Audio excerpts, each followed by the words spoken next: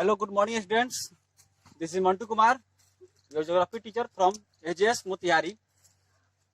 Student, पिछली कक्षाओं में हम लोगों ने जो ओल्ड बुक है हमारी, जिसमें आपका टॉपिक था the interior of the earth of chapter 3.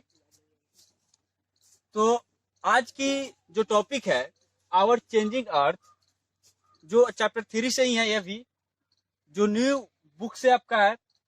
तो उसमें समथिंग थोड़ी बहुत डिफरेंस है, वर्ड में डिफरेंस है. टॉपिक कुछ जो है इस न्यू बुक में कम इसमें टॉपिक दिया गया है.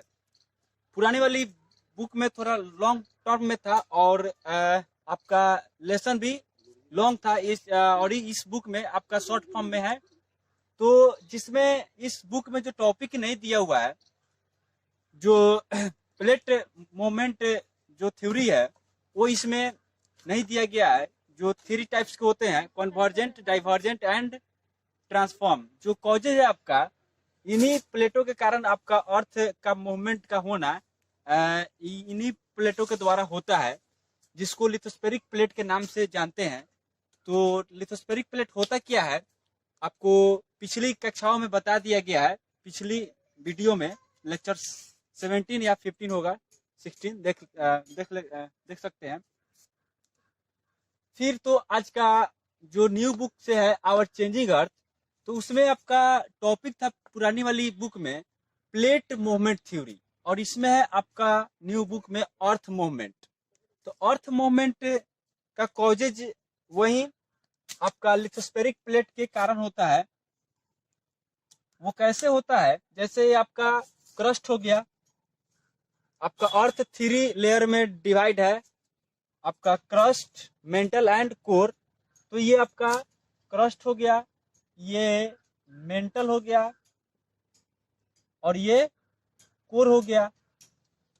तो आपको पता है कि ये पूरे यहाँ पे लिक्विड फॉर्म में है, ये कोर पूरा लिक्विड फॉर्म में है और ये मेंटल सेमी लिक्विड फॉर्म में है. और लिथोस्फेरिक प्लेट कहाँ पे स्थित है? लिथोस्फेरिक प्लेट आपका यहीं पे स्थित है, जो अलग अलग नामों से जानते हैं.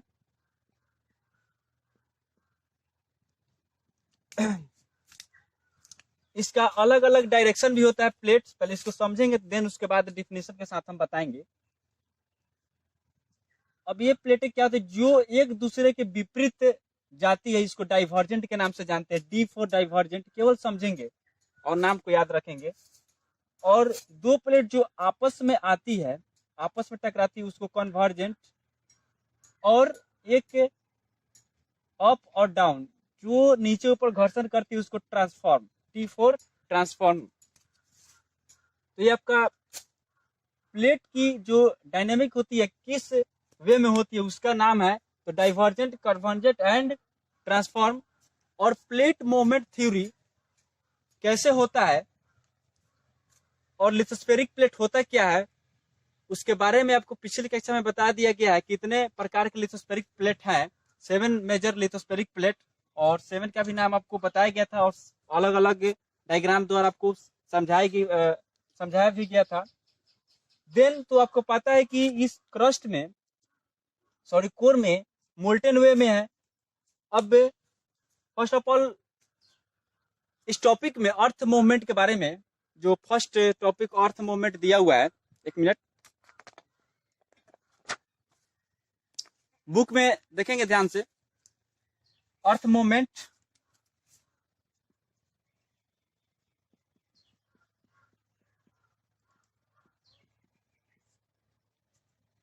the crust of the earth is broken into number of large and small plates. large मतलब काफी बड़े में भी है और स्मॉल प्लेट्स, और स्मॉल में भी plates known as the lithospheric plate. जिसको किस नाम से जानते हैं? लिथोस्फेरिक प्लेट के नाम से जानते हैं. किसको? इसी को लिथोस्फेरिक प्लेट के नाम से हम लोग जानते हैं, जो अलग अलग नाम दिया गया है. जो 7 मेजर लिथोस्फेरिक होता है प्लेट, ये जो 3 आपको बताए गए हैं, डाइवर्जेंट, कन्वर्जेंट, ट्रांसफॉर्म, ये 3 है यहाँ पे, ये उसके डायनेमिक का नाम है. तो there are 7 major lithospheric plates which, जो मूव एक्सट्रीमली स्लोली, जो मूव करती है स्लोली, धीरे धीरे, जिसको डायनेमिक के नाम से जानते हैं, गतिशील। The movement occurs due to the heat generated by the molten magma inside the earth. The molten magma inside the earth, चूंकि भूमि के नीचे है, and which moves in a circular manner, जो मूव करती है सर्कुलर मैनर में। These movements which are called tectonic movement, जिसको किस नाम से जानते हैं, टेक्टोनिक मूवमेंट्स। कॉजेज है इसके, क्या causes, change on the earth surface, जो ये क्या करती है कि अर्थ सरफेस के ऊपर कुछ चेंजिंग करती है, जिसका कारण बनती है क्या, on the basics of the forces, इसके फोर्सेज के आधार पे, इसके बल के आधार पे। फोर्सेज यहाँ इस फोर्स का मतलब होगा बल, यहाँ पे आर्मी वाला फोर्स नहीं होगा। विच कॉजेज देम, जो दिया हुआ है नेक्स्ट पेज में देखेंगे।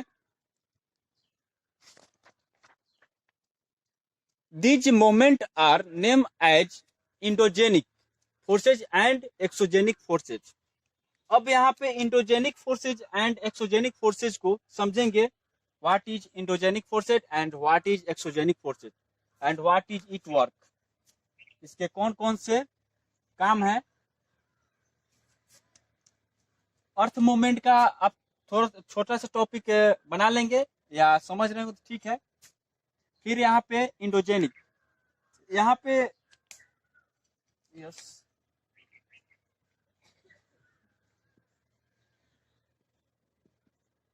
इंडोजेनिक फोर्सेज, ये इसका डिफिनीशन है, आप लोग कॉपी में नोट कर लेंगे इसको। और exogenic forces,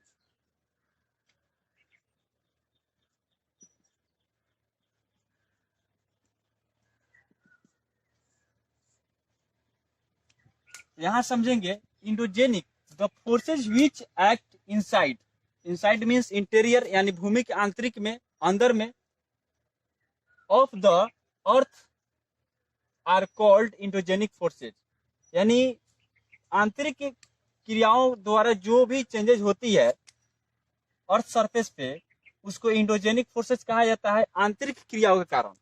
and exogenic forces क्या है, the forces which act on the surface, act on the surface, यानी सरफेस के ऊपर, of the earth are called as exogenic forces. अब ये इसमें चेंजेस होता है अर्थ सरफेस के ऊपर। भाई इसका एग्जांपल हो जाएगा, इसका एग्जांपल लिख सकते हैं, क्योंकि एक्स एग्जांपल हो गया रिवर। रिवर आपका भूमि के अंदर नहीं होता, भूमि के ऊपर ही होता है। लेक हो गया, विंड, ईटीसी, जो भी अर्थ सरफेस के ऊपर चेंजेस होते हैं वो एक्सोजेनिक। एंड इंडोजेनिक के एग्जांपल आप यहाँ पर लिख सकते हैं, यस, अर्थक्वेक,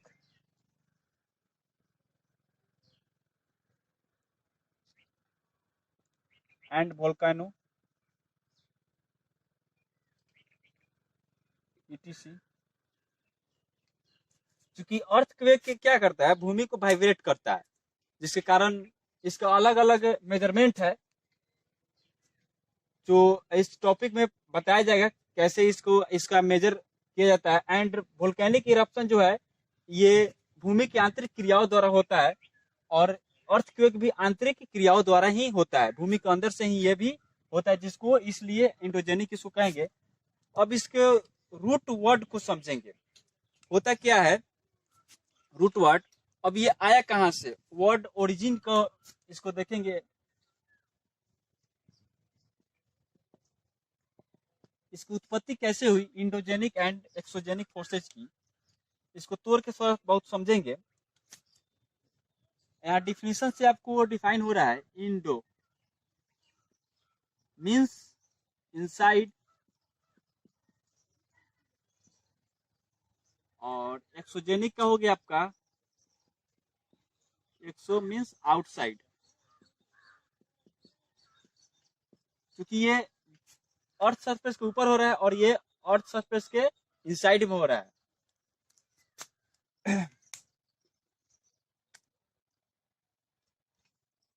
इंडोजेनिक है जी, जेनिक क्या है वर्ड, इसका ओरिजिन वर्ड है, इसको लिख सकते हैं origin, ORI, origin, right. Then उसके बाद आपका फाइनल यहाँ पे बनता है या इंडो प्लस जेनिक, क्योंकि ये इंडो प्लस जेनिक, यहाँ पे इंडोजेनिक एंड एक्सोजेनिक,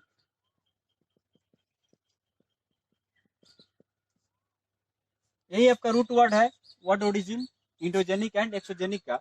अब इसका अलग अलग एग्जाम्पल दिया हुआ है बुक में, डिफिनीशन भी आपका दिया हुआ है endogenic forces and exogenic forces का। ये एक एक्स्ट्रा है जो शॉर्ट फॉर्म में इसका डिफिनीशन है, सेम वही है आपका बुक में एग्जाम्पल भी दिया हुआ है एंड डिफिनीशन भी दिया हुआ है, देख सकते हैं। एक की क्वेश्चन है दिया हुआ है, what do you mean by Pangaea, जिस पेंजिया के बारे में आपको पढ़ाया गया है, पेंजिया किसको कहते हैं। तो शुरुआती में अल्फ्रेड वेगनर द्वारा जो थ्योरी दिया गया था, उसको पेंजिया के फर्स्ट टाइम वही डिफिनीशन दिए थे इस अर्थ मूवमेंट के बारे में। तो कैसे कैसे आपका अर्थ मूवमेंट का चेंजिंग होता गया और कैसे कैसे नाम उसका दिया गया, और लगभग 200 मिलियन एगो पहले ये पेंजिया का आपका उत्थान हुआ था, जैसे पिछले वीडियो में आपको बता दिया गया। तो शॉर्ट फॉर्म में बोल सकते हैं all the continent were joint together, क्योंकि जितने भी कॉन्टिनेंट से एक साथ ज्वाइंट हुए टुगेदर, जिसको सुपर कॉन्टिनेंट के नाम से जाना गया, उसी को ही पेंजिया कहा जाता है। और ये कुछ सालों बाद आपका ये 2 पार्ट्स में डिवाइड हो गया, क्योंकि यहाँ से आपका इक्वेटर गुजरता है यहाँ से 0 डिग्री पे, और इसमें बहुत सारे महाद्वीप से, कॉन्टिनेंट से यहाँ पे। तो अब कुछ समय बाद क्या हुआ कि ये नॉर्थ में 2 पार्ट्स में डिवाइड हुआ, जिसको नॉर्थ के वाले भाग को लॉरेशिया कहा गया और साउथ वाले भाग को गोंडवाना कहा गया। देन उसके बाद भी चेंज हुआ, फिर उसके बाद चेंज हुआ। लास्ट टाइम आपका जो प्रेजेंट डे में जो आपका है पेंजिया, जो अलग अलग फॉर्म में डिवाइड है, बुक में डायग्राम दिया गया, देख सकते हैं। देन उसके बाद नीचे जो टॉपिक दिया लास्ट पैराग्राफ है, इंडोजेनिक और एक्सोजेनिक से रिलेटेड है वो। सो समझेंगे द मोमेंट, बुक में देखेंगे आप लोग, the moment of the lithospheric plates can either be slow और सडन, क्योंकि ये लिथोस्फेरिक प्लेट का मूवमेंट जो है ये स्लो भी होता है और सडनली भी होता है, क्योंकि काफी तेजी से भी होता है। और स्लो में कौन कौन से आएंगे और सडनली कौन कौन से आएंगे उसको समझेंगे। उसके बाद जो लाइन है, slow movement result in the formation, क्योंकि slow movement result in the formation of mountain, क्योंकि स्लो मूवमेंट के कारण आपका माउंटेन ईटीसी का ऑकरेंस होता है। कैसे होता है, ऑरिजिनेट होता है माउंटेन का कैसे, क्योंकि आपको पता है कि अर्थ क्रस्ट के नीचे पौराणिक कथाओं द्वारा कि शेषनाग पे अपना भूमि टिका हुआ है, ऐसा नहीं है, ये प्लेट पे ही आपका भूमि टिका हुआ है। तो ये प्लेट आपका कहाँ पे तैर रही है, मोल्टेन वे में, क्योंकि कोर में क्या है, मोल्टेन है, मैग्मा है यहाँ पे, और मोल्टेन वे में पिघला हुआ है। और ये प्लेट इसके ऊपर क्या तैरती है और डायनेमिक भी रहती है, गतिशील रहती है अपने गति में। तब क्या होता है कि जब ये 2 प्लेटें विपरीत दिशा में जाती है, जिसको डाइवर्जेंट के नाम से जानते हैं, जब ये दोनों प्लेटें विपरीत दिशा में जाएगी, एक दूसरे की तरफ अलग हटेगी, तो नीचे वाले भाग में आपका मोल्टेन वे में जो पदार्थ है वो क्या होगा, बाहर आना शुरू होगा। यहाँ से ऊपर, यहाँ से जैसे बाहर यहाँ पे आएगा तो भूमि के अंदर यही मोल्टेन वे को क्या बोले, मैग्मा बोलेंगे। और यही मैग्मा जब बाहर अर्थ सरफेस पे आ जाएगा तो इसको लावा बोलते हैं। और यही लावा क्या होता है, धीरे धीरे क्या जमता है और क्या पहाड़ों का निर्माण होता है इसी से। तो ऐसा बात नहीं है कि ये काफी सडनली हो गया, ऐसा नहीं है, ये काफी धीरे धीरे होता है। या आज रात में हम लोग सोए और कल सुबह में उठ करके देखे तो यहाँ पे बड़ा सा पहाड़ बना हुआ है, ऐसा नहीं होता, क्योंकि ये मोल्टेन वे में है, मोल्टेन वे में है, बाहर आता है, और ये बाहर आने के बाद कुछ दिन कुछ साल लग जाते हैं इसको जमने में। और बहुत ऐसे वोल्केनिक जो है वो डोरमैट होते हैं, यानी वो कभी मृत नहीं होते हैं, इसमें से ज्वाला फेंकते ही रहते हैं। इसको हिंदी में ज्वालामुखी कहा जाता है वोल्केनो को।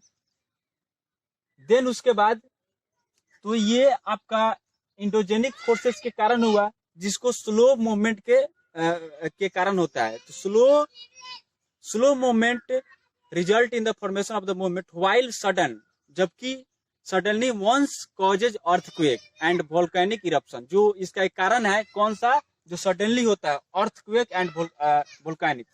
तो अर्थक्वेक क्या होता है, सडनली हो जाता है। अब आराम से घर में आप लोग बैठे हैं और थोड़ी देर में क्या हुआ कि अर्थ के अंदर वाइब्रेट हुआ और पूरी भूमि क्या हिलने लगी और सारे क्या हुआ बाहर आ जाते हैं, यही होता है ना भूकंप में। और फिर कुछ देर बाद वो स्थिर हो जाती है, तो काफी ये सडनली होती है। और वोल्केनिक इरप्शन जब ये प्लेट हट रही तो काफी तेजी से बाहर आता है, क्योंकि इसको जमने में यहाँ अर्थ सरफेस के ऊपर आकर के जमने में टाइम लग रहा है, इसलिए इसको स्लो मूवमेंट बोलेंगे यहाँ पे। और चूंकि अंदर से बाहर जा रही तो काफी सडनली हो रहा है ये, तो यहाँ पे इसका एग्जाम्पल वोल्केनिक दिया हुआ है। और फॉर्मेशन ऑफ द माउंटेन, चूंकि यहाँ माउंटेन बनता है इसी इरप्शन के कारण ही बनता है, इसलिए ये आपका ये वाला स्लो हो जाएगा, स्लो मूवमेंट के कारण। और ये वाला सडनली